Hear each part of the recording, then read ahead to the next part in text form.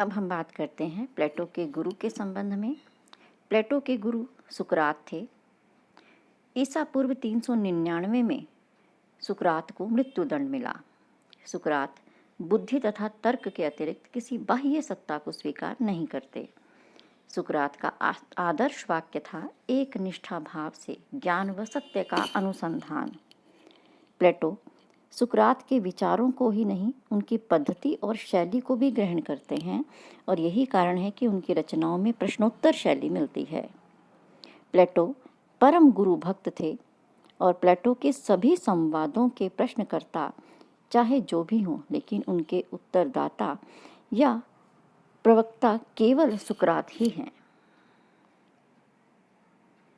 प्लेटो के ग्रंथों की बात करें तो प्लेटो द्वारा रचित 36 ग्रंथ बताए जाते हैं, जिनमें से 23 संवाद हैं और 13 आलेख ग्रंथ हैं। महत्वपूर्ण ग्रंथों में इयोन, फेद्रुस और रिपब्लिक का नाम आता है।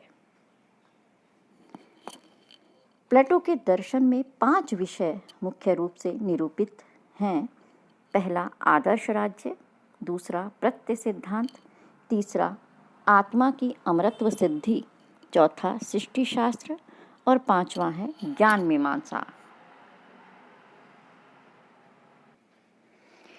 प्लेटो एक दार्शनिक थे और चाहते थे कि एथेंस फिर से शक्ति संपन्न हो जाए, जिससे उसे पराजय का अवसर न आए, फिर से एथेंस को पराजय का मुंह न देखना पड़े।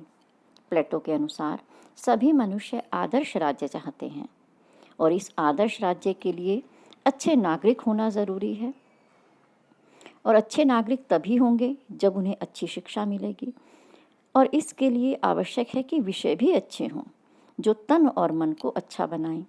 इसलिए प्लेटो मानते हैं कि तन के लिए व्यायाम और मन के लिए संगीत आवश्यक है। प्लेटो संस्कार और स्वभाव से कवि व शिक्षा और परिस्थिति से दार्शनिक हैं। काव्य और दर्शन को लेकर उनमें अंतर्द्वंद दिखाई देता है।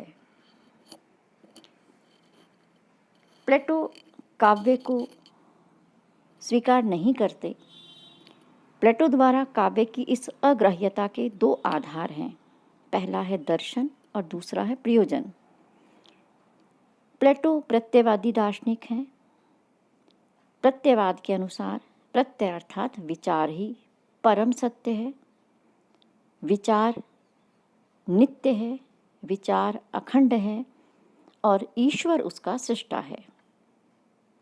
प्रत्ययवादी सिद्धांत यानी कि प्रत्यय का अर्थ है विचार और वही विचार परम सत्य है, वही नित्य है, अखंड है और ईश्वर ही इस विचार का सृष्टा है। प्लेटो मानते हैं कि यह दृश्यमान वस्तु जगत प्रत्यय का अनुकरण है, अर्थात ईश्वर जिस विचार का सृष्टा है उसी विचार का अनुकरण यह जगत है। कलाकार किसी वस्तु को ही अपनी कला के द्वारा चित्रित करता है।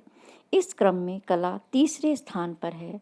पहला स्थान है प्रत्यय का, दूसरा स्थान है उसके आभास या प्रतिबिंब जगत का और तीसरा स्थान वस्तु जगत के प्रतिबिंब कला जगत का है। इसलिए परम सत्य से कला का तिहरा अलगाव है और अनुकरण का अनुकरण होने से यह मिथ्या है। प्लेटो के शब्दों में कला सत्य से त्रिधा अपेत अर्थात दूर है। पहला विचार हुआ और उस विचार जगत, दूसरा है जगत, ईश्वर ने उसी विचार का अनुकरण करके जगत को बनाया है, तो दूसरा स्तर है जगत और तीसरा है कला जगत।